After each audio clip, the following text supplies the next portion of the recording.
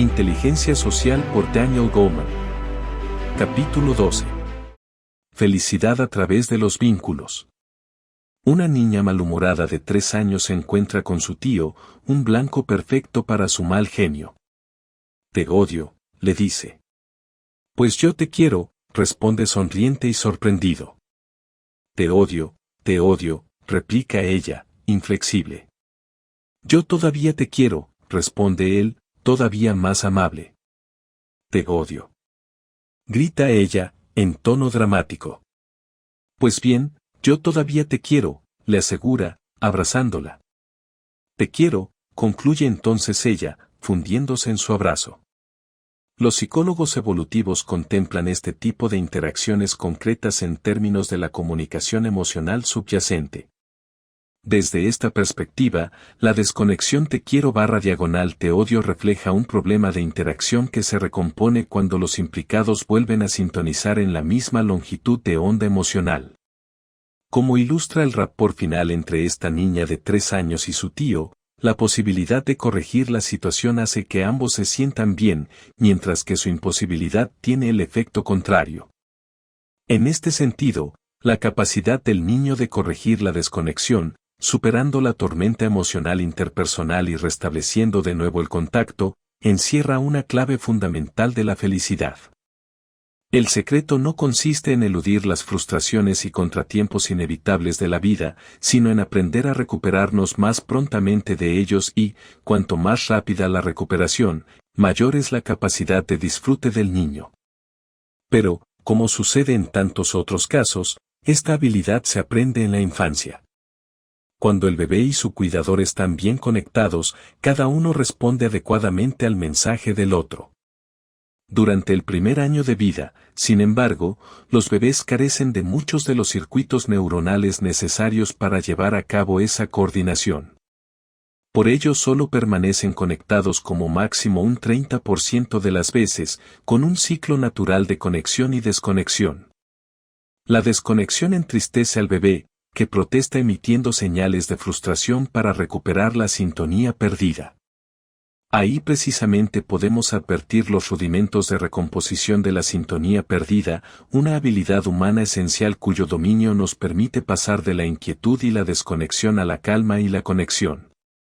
El mundo que rodea al bebé le proporciona un modelo, para bien o para mal, para aprender a gestionar la ansiedad. Este es un aprendizaje que ocurre de manera implícita, muy probablemente, a través de las neuronas espejo, cuando el niño observa el modo en que un hermano mayor, un compañero de juegos o su padre hacen frente a su propia ansiedad emocional. Mediante este aprendizaje vicario, los circuitos reguladores orbitofrontales encargados de calmar a la amígdala van ejercitando las estrategias que el niño ve que emplean otros para tranquilizarse. Pero este tipo de aprendizaje también tiene lugar de manera explícita cada vez que alguien le recuerda o le ayuda a gestionar sus sentimientos más incontrolables. Con el tiempo y la práctica van fortaleciéndose los circuitos de la corteza orbitofrontal encargados de regular los impulsos emocionales. Pero el niño no solo aprende a resistirse a sus propios impulsos emocionales, sino que también amplía su repertorio de formas de influir en los demás. Así es como se establecen los cimientos que acaban permitiendo que un adulto pueda reaccionar del modo en que lo hizo el tío de la niña de 3 años con que iniciábamos el presente capítulo que, sin tensarse ni responder, ¿cómo te atreves a hablarme de ese modo?, acabó desarmando amorosamente el enfado de su sobrina. A eso de los 4 o 5 años, el niño se encuentra ya en condiciones de pasar del simple control de las emociones más desbordantes a tener una mayor comprensión de las causas de su desasosiego y de lo que puede hacer para aliviarlo, un signo de la maduración de la vía superior. En opinión de algunos psicólogos, el entrenamiento parental de los primeros 4 años de vida puede desempeñar un papel especialmente importante en la consolidación de las capacidades del niño para gestionar sus propias emociones y aprender a moverse en el mundo de las relaciones. A decir verdad, sin embargo, los adultos no siempre ofrecen los mejores modelos. Cierto estudio que se ha ocupado del modo en que los padres de preescolares resuelven sus conflictos conyugales ha llegado a la conclusión de que algunas parejas son muy hostiles, no se escuchan, Se muestran muy enfadados y despectivos y abordan sus problemas alejándose. No es de extrañar que sus hijos imiten, cuando llegue el momento, esa misma pauta con sus propias parejas, mostrándose enfadados, despectivos y hostiles. Las parejas que, por el contrario, abordaban sus desacuerdos de un modo más cordial, empático y comprensivo, también se relacionaban con sus hijos de un modo más amable y retozón. Es por ello que sus hijos aprendieron, a su vez, a establecer mejores relaciones con sus compañeros de juego y a abordar sus desacuerdos de manera más eficaz. No es de extrañar, por tanto, que el modo en que la pareja gestione sus propios desacuerdos acabe convirtiéndose en un excelente predictor de la forma en que, años más tarde, se comportará su hijo. Si todo va bien, el resultado será un niño con una elevada resiliencia al desasosiego que le permita restablecer prontamente el contacto con los demás. Para construir lo que los psicólogos evolutivos denominan un núcleo afectivo positivo, o, dicho en otras palabras, un niño feliz, es necesaria una familia socialmente inteligente. 4 formas diferentes de decir no. Consideremos las siguientes posibles respuestas de un padre al intento de un niño de 14 meses de encaramarse a una mesa sobre la que pende precariamente una lámpara. Decir un no rotundo y buscar luego un lugar al aire libre en el que el niño pueda encauzar sin peligro su energía. Ignorarlo hasta escuchar el ruido de la lámpara al caer, decirle luego tranquilamente que no vuelva a hacerlo y dejar de prestarle atención. Gritar un enfadado no, sentirse luego culpable por haber reaccionado tan bruscamente, darle luego un abrazo de consuelo, sentirse después decepcionado y no prestarle más atención. Estas diferentes modalidades de respuesta parental representan, por más inverosímiles que puedan parecer, distintos estilos disciplinarios que la observación de las interacciones entre padres e hijos han puesto reiteradamente de manifiesto. Daniel Siegel, el psiquiatra infantil de UCLA, que nos presenta estos posibles escenarios y que ha acabado convirtiéndose en uno de los pensadores contemporáneos más influyentes en los campos de la psicoterapia y del desarrollo infantil, sostiene la opinión de que cada una de ellas moldea de manera diferente los centros del cerebro social. Un momento clave de ese proceso tiene lugar cuando el niño se enfrenta a una situación inquietante o confusa y mira a sus padres en busca de pistas para que no solo sus palabras, sino toda su conducta le indique lo que debe sentir y responder. El mensaje que transmiten los padres en esos momentos de enseñanza va construyendo lentamente la sensación de identidad del niño y el modo en que se relaciona y lo que puede esperar de las personas que le rodean. Según Alan Shore, colega de Siegel, el tipo de interacción representado por el primero de los casos mencionados, es decir, el padre que dice no a su hijo y que luego le muestra un modo mejor de encauzar sus energías, tiene un efecto extraordinario en la corteza orbitofrontal que, no lo olvidemos, sirve de freno a las emociones. Este abordaje sosiega la excitación inicial del niño y le enseña, en consecuencia, a gestionar más adecuadamente sus impulsos. Después de haber actuado sobre el freno neuronal, el padre le enseña una forma alternativa y más adecuada de encauzar su excitación en un parque infantil, por ejemplo. Lo que esta estrategia enseña al niño es aproximadamente lo siguiente: a mis padres no siempre les gusta lo que hago, pero, si me detengo y descubro una forma mejor de comportarme, todo estará bien. Este enfoque, en el que el padre establece claramente un límite y luego busca una forma más adecuada de encauzar la energía de su hijo, ilustra una modalidad de disciplina que desemboca en un apego seguro. Es por ello que los niños que mantienen un vínculo seguro con sus padres no dejan de experimentar, por más travesuras que cometan, la conexión con ellos. El terrible 2, es decir, el momento en el que el bebé empieza a responder a sus padres con un rotundo no, en cada ocasión en que le ordenan hacer algo, representa un hito fundamental en el desarrollo del cerebro. A partir de ese momento, el cerebro empieza a ser capaz de inhibir los impulsos, diciendo no a los impulsos, una capacidad que sigue ejercitándose a lo largo de toda la infancia y la adolescencia. Los simios y los niños pequeños comparten las mismas dificultades con esta faceta de la vida social y la razón para ello depende, en ambos casos, Del mismo déficit del desarrollo de las neuronas ligadas a la corteza orbitofrontal que pueden refrenar la actualización de un impulso. La corteza orbitofrontal va madurando anatómicamente durante toda la infancia. A eso de los 5 años, coincidiendo con el comienzo de la escolarización, tiene lugar un avance extraordinario que permite el desarrollo neuronal de esta región. Ese despliegue prosigue hasta eso de los 7 años, expandiendo las capacidades de autocontrol del niño y permitiendo que las aulas de la escuela secundaria sean mucho más tranquilas que el jardín de infancia. Los distintos estadios del desarrollo intelectual, social y emocional del niño van acompañados de la consiguiente maduración de las diferentes regiones cerebrales, un proceso de maduración anatómica que prosigue hasta una edad de entre 20 y 30 años.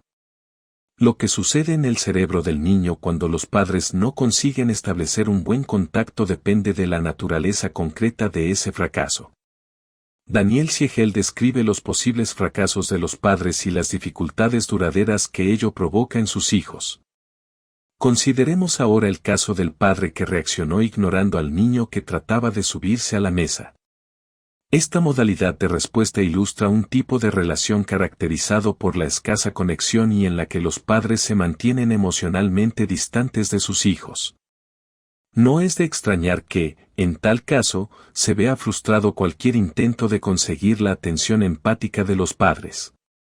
Esta ausencia de vínculo y de ocasión, por tanto, para compartir el placer y la alegría, aumenta la probabilidad de que el niño crezca con una capacidad limitada para experimentar emociones positivas y que posteriormente tenga dificultades en la relación interpersonal.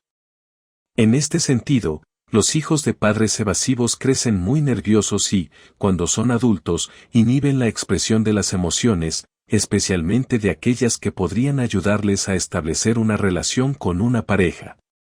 Los niños que satisfacen este modelo, no solo evitan la expresión de sus sentimientos, sino que también escapan de toda relación emocionalmente próxima.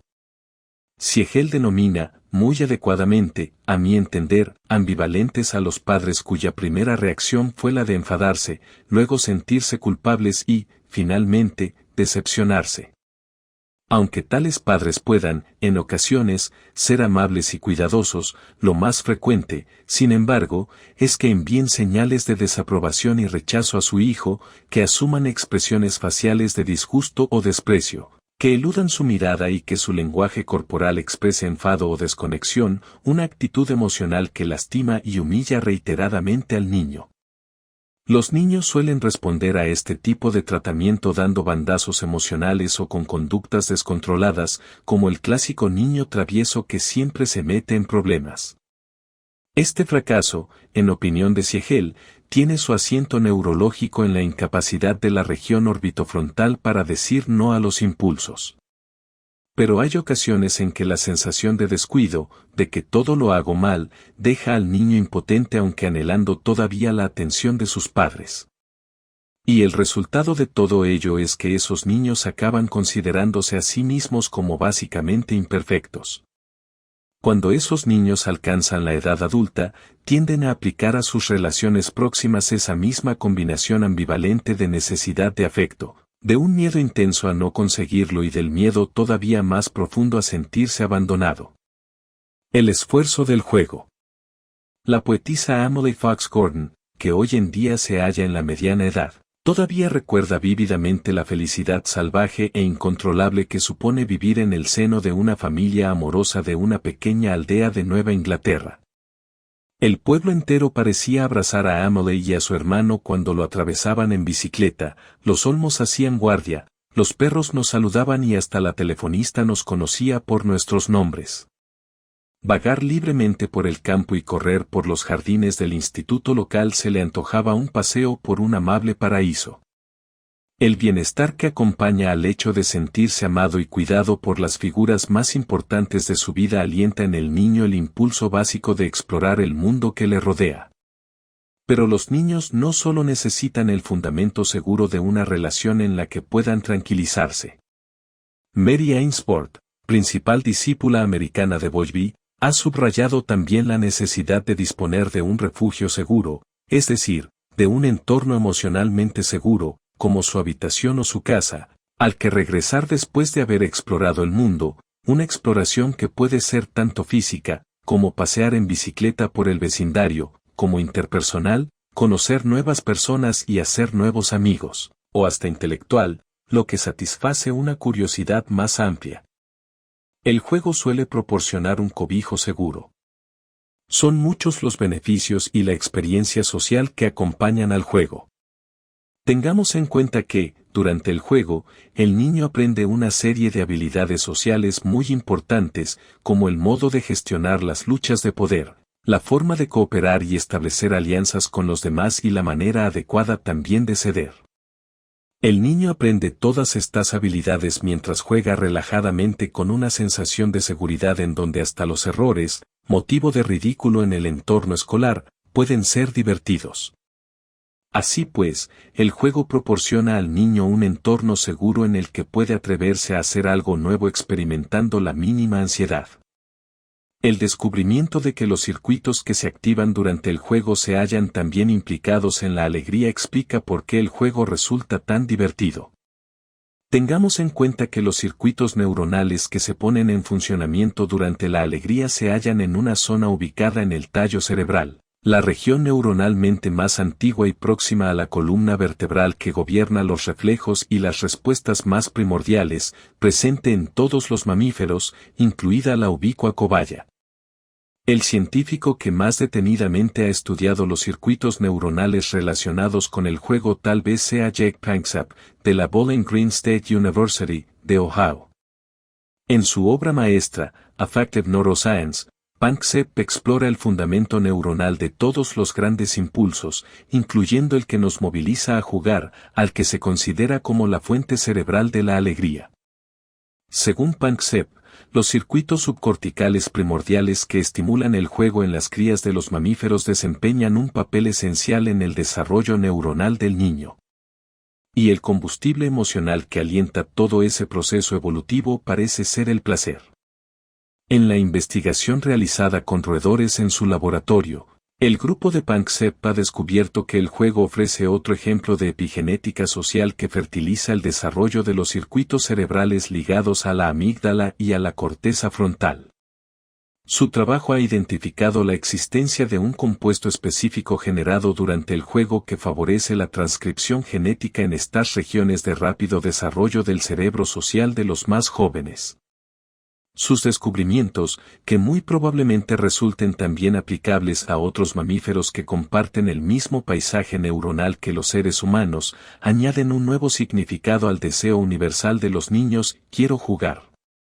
El niño puede jugar mejor cuando sabe que dispone de un refugio seguro y siente la relajación que proporciona el cuidado de un adulto. El simple hecho de saber que mamá o esa amable canguro están en algún lugar de la casa proporciona al niño la suficiente seguridad como para perderse libremente en su propio mundo, un mundo completamente inventado. El juego infantil requiere y crea su propio espacio, un espacio desde el que puede enfrentarse de un modo seguro a las amenazas, temores y peligros y del que siempre vuelve incólume. En este sentido, el juego cumple con una función claramente terapéutica. Durante el juego, todo sucede en una realidad como si. El juego, por ejemplo, proporciona al niño un entorno seguro para aprender a gestionar sus temidas separaciones y abandonos y le proporciona, en su lugar, la oportunidad de aprender a conocerse y controlarse.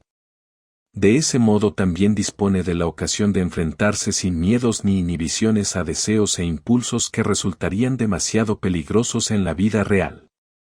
El funcionamiento neurológico de las cosquillas nos proporciona una pista para entender el papel que desempeña el otro en el juego o, dicho de otro modo, por qué resulta más divertido jugar con alguien que jugar solo. Todos los mamíferos tienen cosquillas, puesto que la piel está llena de receptores especializados que transmiten al cerebro mensajes de los estados de ánimo ligados a la alegría. Las cosquillas provocan la carcajada y discurren a través de circuitos diferentes a los de la sonrisa. La carcajada humana, como el juego, tiene sus correlatos en muchos mamíferos y siempre se ve desencadenada por las cosquillas. De hecho, Panksepp descubrió que, como sucede en el caso de los bebés, las crías de ratas se sienten atraídas por los adultos que les hacen cosquillas. Por otro lado, la rata a la que se hace cosquillas emite un chillido de gusto que parece ser un pariente lejano de las embelesadas carcajadas del niño de 3 años, aunque se trata de un chillido de alta frecuencia de unos 50 kHz que se halla fuera del rango de registro del oído humano. En el caso de los seres humanos, la zona de la piel sensible a las cosquillas se extiende desde la parte posterior del cuello hasta la caja torácica, la región en la que más fácil resulta desencadenar un ataque incontrolado de risa. Pero no basta con uno mismo para provocar ese reflejo. No podemos hacernos costillas a nosotros mismos porque las neuronas implicadas solo reaccionan ante estímulos imprevistos, motivo por el cual, dicho sea de paso, basta con el simple movimiento de los dedos frente a un niño junto a un amenazador cuchi, cuchi, para desencadenar en él un ataque de risa, el chiste primordial. Los circuitos relacionados con el juego mantienen un vínculo muy estrecho con las redes neuronales que desatan la carcajada del niño al que se le hacen cosquillas, la misma estructura de nuestro cerebro, pues, nos impulsa a jugar y alienta la sociabilidad. La investigación realizada por Panksepp suscita una pregunta muy interesante: ¿qué podríamos decir con respecto al niño impulsivo e hiperactivo, es decir, el niño que pasa rápidamente de una actividad a otra? Hay quienes consideran estos indicadores como signos del trastorno de déficit de la atención e hiperactividad, otra, que últimamente ha alcanzado, al menos en los Estados Unidos, proporciones epidémicas entre los niños escolarizados. Todos estos, en opinión de Panksepp, extrapolando sus hallazgos en el ámbito de los roedores al de los seres humanos, no son más que signos de un sistema neuronal capaz de jugar. Según dice, la medicación psicoestimulante con la que suele tratarse a los niños aquejados de TRA reduce la actividad de los módulos cerebrales ligados al juego de los animales. En este sentido, esboza la propuesta radical, todavía no verificada, de no dejar entrar a los niños pequeños en el aula a primera hora de la mañana hasta después de haber saciado su deseo de jugar, cuando más dispuestos están a prestar atención. Pero, pensándolo bien, eso era precisamente lo que sucedía en mi escuela primaria, mucho antes de que empezara a hablarse del TRA. El tiempo invertido en el juego tiene efectos sobre el desarrollo neuronal y sináptico, porque fortalece los circuitos neuronales.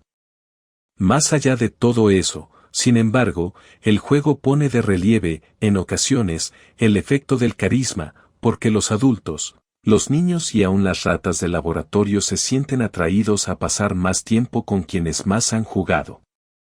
Y es evidente que algunas de las raíces primordiales de la inteligencia social se remontan a estos circuitos de la vía inferior. En la interacción de los innumerables sistemas cerebrales de control, los circuitos del juego postergan los sentimientos negativos, la ansiedad, la ira y la tristeza, todos los cuales, por su parte, suprimen el juego. En realidad, el impulso a jugar no se presenta hasta el momento en que el niño se siente adecuadamente protegido, es decir, relajado con sus compañeros y familiarizado con el campo de juego. Es por ello que la ansiedad inhibe el juego en todos los mamíferos, lo que sin duda refleja un diseño neuronal que cumple con alguna función de supervivencia. A medida que el niño madura, los circuitos de control emocional empiezan lentamente a participar en la supresión del impulso efervescente que nos lleva a reír y a jugar. En la medida en que el neocórtex, en especial, los circuitos reguladores de la corteza prefrontal, van desarrollándose durante la infancia tardía y los primeros años de la adolescencia, el niño va adquiriendo la capacidad de satisfacer la exigencia social de seriedad. Es así como va encauzando poco a poco su energía hacia modalidades de placer más maduras y relegando el juego infantil a un mero recuerdo. La capacidad de la alegría. Richard Davidson es, sin lugar a dudas, una de las personas más optimistas que conozco, hasta el punto de que bien podría decir que constituye el paradigma de la alegría. Davidson y yo estudiamos juntos. Cuando posteriormente me convertí en periodista científico, solía consultarle con cierta frecuencia, como experto investigador, los últimos descubrimientos realizados en el campo de la neurociencia. Del mismo modo que su investigación resultó esencial para inteligencia emocional, también basé en su obra parte de mi exploración en la neurociencia social, como, por ejemplo, el hallazgo de su laboratorio según el cual, cuanto más se activa la corteza orbitofrontal de una madre mientras contempla una imagen de su bebé, más intensos son sus sentimientos de amor y compasión.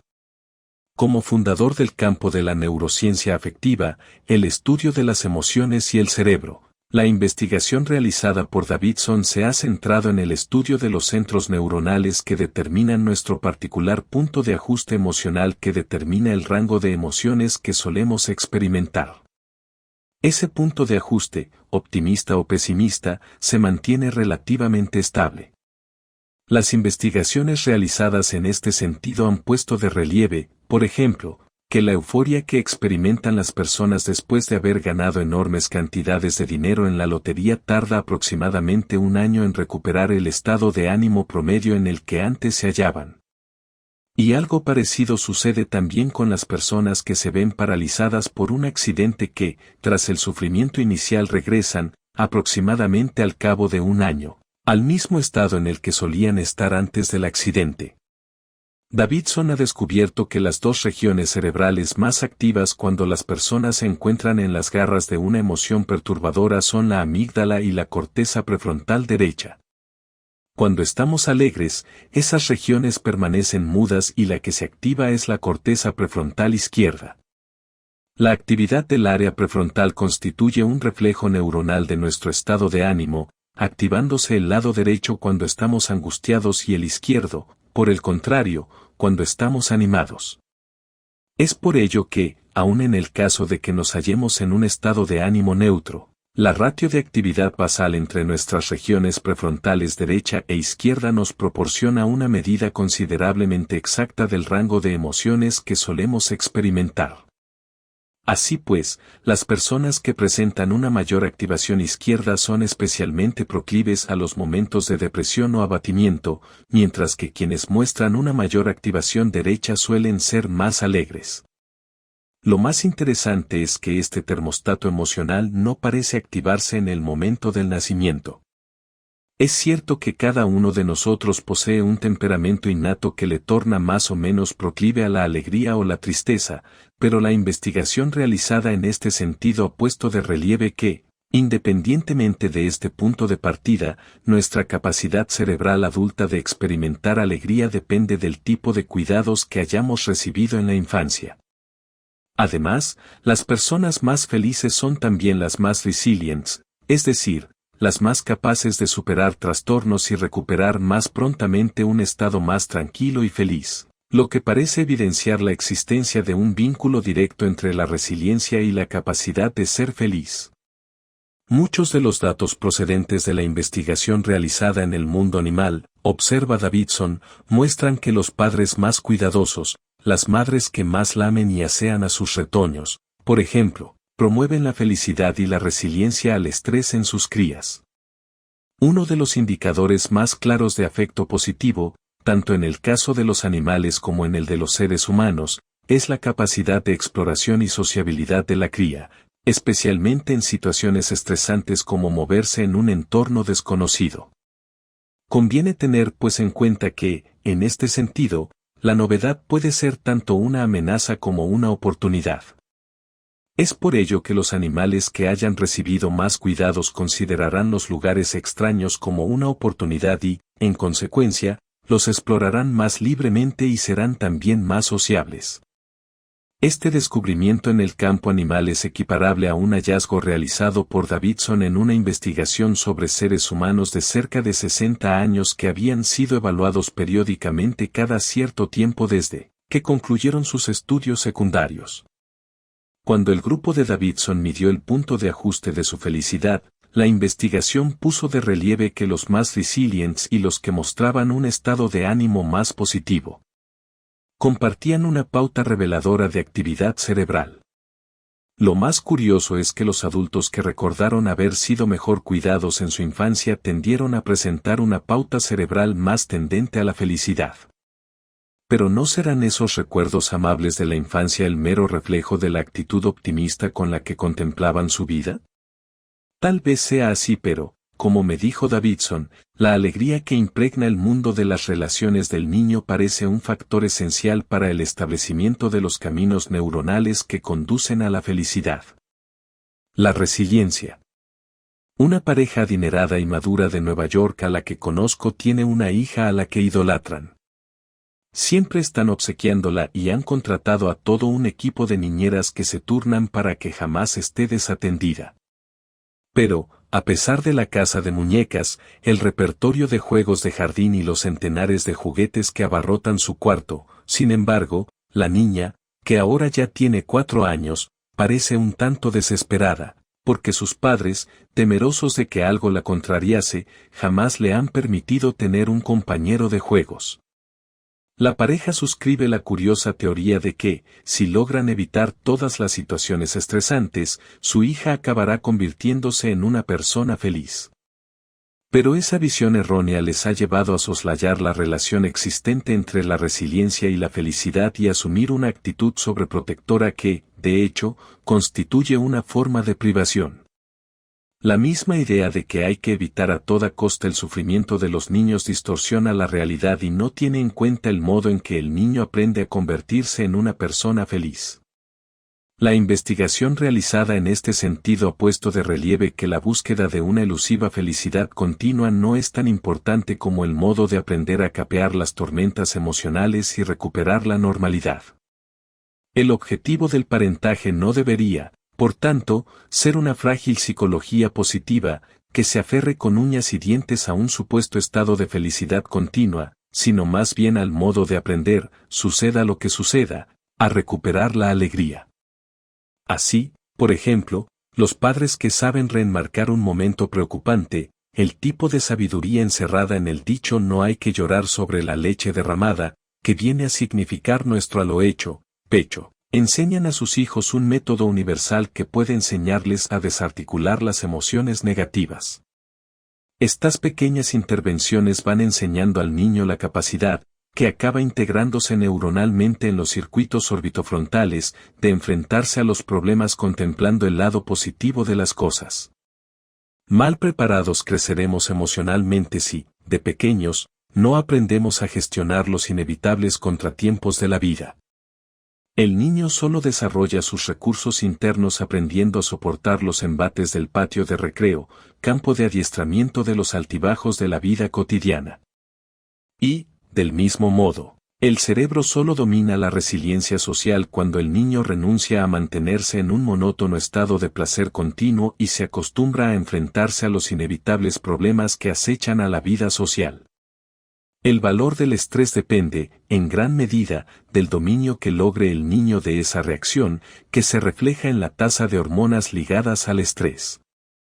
Durante las primeras semanas del año escolar, por ejemplo, los preescolares más sociables, socialmente competentes y queridos. Por los demás mostraron una mayor actividad en los circuitos cerebrales que desencadenan la secreción de las hormonas del estrés, lo que refleja sus esfuerzos fisiológicos para responder al reto que implica integrarse en el nuevo grupo social de sus compañeros de juego. Esa tasa declina en la medida en que el año avanza y encuentra un nicho cómodo en esa pequeña comunidad, pero, en el caso de los preescolares infelices y socialmente aislados, por el contrario, siguen manteniéndose o incluso intensificándose. El aumento de la tasa de hormonas ligadas al estrés que aparece durante los nervios de las primeras semanas pone de relieve una valiosa respuesta metabólica que moviliza al cuerpo para enfrentarse a una situación problemática. El dominio del ciclo biológico de excitación y recuperación de la normalidad refleja la onda sinusoidal característica de la resiliencia. Por el contrario, los niños que no llegan a dominar el estrés muestran una pauta muy diferente, porque su funcionamiento biológico es demasiado fijo y su punto de ajuste demasiado elevado. Demasiado asustados. A los 2 años de edad, una de mis nietas pasó varios meses fascinada por Evasión en la granja, una película de dibujos animados un tanto siniestra de gallinas que tratan de escapar de una granja avícola en la que están condenadas a morir. Algunas de las secuencias tienen un tono sombrío más característico de una película de miedo que de una película infantil y hay escenas que pueden inspirar miedo y hasta terror en los niños de 2 años. Pese a resultar bastante espeluznante, mi nieta quería ver la película una semana tras otra porque se había convertido, según dijo, en su película favorita. ¿Pero por qué a mi nieta le gustaba tanto una película de miedo? Quizás la respuesta a esta pregunta resida en el hecho de que la contemplación repetida de escenas tan terribles, que combinan el miedo con el conocimiento de que, finalmente, todo acabará bien, proporciona un tipo de aprendizaje neuronal. Los datos más convincentes de la neurociencia sobre los beneficios del miedo provienen de un estudio realizado con monos tití. Durante el tiempo que duró la investigación, los monos de 17 semanas, el equivalente a los niños pequeños, eran sacados de su acogedora jaula una vez por semana durante 10 semanas y colocados durante 1 hora en otra jaula con monos adultos desconocidos, algo que, como ponía claramente de relieve su conducta, les resultaba realmente aterrador. Cuando esos monos fueron finalmente destetados, aunque todavía bajo la tutela de sus madres, se les colocó, en compañía de su madre, en una jaula extraña en la que estaban solos y en la que había abundantes regalos y muchos lugares para explorar. La investigación demostró que los monos que previamente se habían visto expuestos a las jaulas estresantes eran mucho más valientes y curiosos que otros de su misma edad que jamás se habían alejado de sus madres. Esos monos exploraron libremente las nuevas jaulas y probaron todas las comidas con las que se encontraron, mientras que los que nunca se habían alejado del seguro regazo de sus madres seguían tímidamente aferrados a ellas. Resulta muy significativo que los jóvenes independientes no mostraran el menor signo biológico de activación del miedo, aunque lo hubieran tenido en sus esporádicas visitas anteriores. De este modo, la exposición repetida a un lugar que atemoriza parece funcionar como una especie de vacuna contra el estrés. La conclusión que extrajeron los investigadores fue que una dosis moderada de estrés proporciona al cerebro que se halla en proceso de desarrollo la oportunidad de descubrir el modo de tranquilizarse y dominar la amenaza. Según afirman los neurocientíficos, los niños expuestos al estrés pueden, como hacen los monos jóvenes, aprender a dominarlo, un dominio que acaba integrándose en sus circuitos neuronales, tornándolos más resilientes para enfrentarse al estrés cuando alcanzan la edad adulta. De este modo, la repetición de la secuencia que conduce desde el miedo hasta la calma va fortaleciendo la resiliencia de sus circuitos neuronales y desarrollando así una capacidad emocional básica. Como dice Richard Davidson, la exposición a una dosis manejable de estrés puede enseñarnos a ser resilientes. Si el estrés es muy leve no aprenderemos nada, mientras que si, por el contrario, es excesivo, los circuitos neuronales del miedo acaban aprendiendo una lección equivocada. El mejor indicador de que una película de miedo es demasiado fuerte para un niño se refleja en la rapidez de recuperación fisiológica. Si su cerebro y su cuerpo permanecen fijados en la modalidad de activación del miedo, no aprenderán a ser resilientes, sino, muy al contrario, la imposibilidad de recuperarse de esa situación. Pero cuando la amenaza a la que se enfrenta el niño se halla dentro de un rango óptimo, experimentando un aumento provisional de la respuesta de miedo que desaparece en el momento en que en la pantalla aparece la palabra fin, podemos asumir la existencia de una secuencia neuronal diferente. Esto también podría explicar el placer que experimentaba mi nieta de 2 años al ver esa película de miedo y por qué son tantas las personas, especialmente preadolescentes y adolescentes, que adoran las películas de miedo. Es evidente que el grado de miedo que puede ser manejado dependerá de la edad y también del niño, ya que lo que puede ser poco para algunos tal vez sea excesivo para otros. No olvidemos que la muerte de la madre de Bambi, la vieja película clásica de Disney, resultó, en su día, traumática para muchos de los niños que fueron a verla. También es evidente, en este mismo sentido, que los niños pequeños no deberían ver películas de terror como Pesadilla en Elm Street que, sin embargo, puede enseñar al adolescente algunas lecciones de resiliencia. Y ello es así porque, donde el niño pequeño puede verse desbordado, el adolescente puede disfrutar de una excitante combinación de peligro y placer. Si la película es tan terrible que el niño se siente acosado por pesadillas y terrores diurnos durante meses, el cerebro no habrá aprendido la lección. En tal caso, en lugar de ayudarle a dominar el miedo, quizás simplemente predisponga y hasta fortalezca sutilmente la respuesta de miedo. Los investigadores sospechan que, en este sentido, la depresión y la ansiedad pueden deberse a situaciones demasiado estresantes ligadas, no tanto a la variedad cinematográfica, como a la realidad mucho más cruda de una vida familiar excesivamente tormentosa. El cerebro social aprende imitando modelos, como el padre que observa serenamente lo que, para otro, resulta amenazador. Es por ello que, cuando mi nieta contemplaba una escena especialmente atemorizante mientras escuchaba la consoladora voz de su madre diciéndole todo acabará bien, o su padre le transmitía el mismo mensaje mientras estaba sentada en su regazo, se sentía segura y podía controlar sus sentimientos, una sensación a la que podía apelar en momentos posteriores. Esas lecciones básicas de la infancia dejan su impronta en la vida, no tanto como una actitud básica hacia el mundo social, sino como la capacidad para navegar a través de la vorágine del amor adulto. Y el amor, a su vez, también deja una impronta biológica duradera.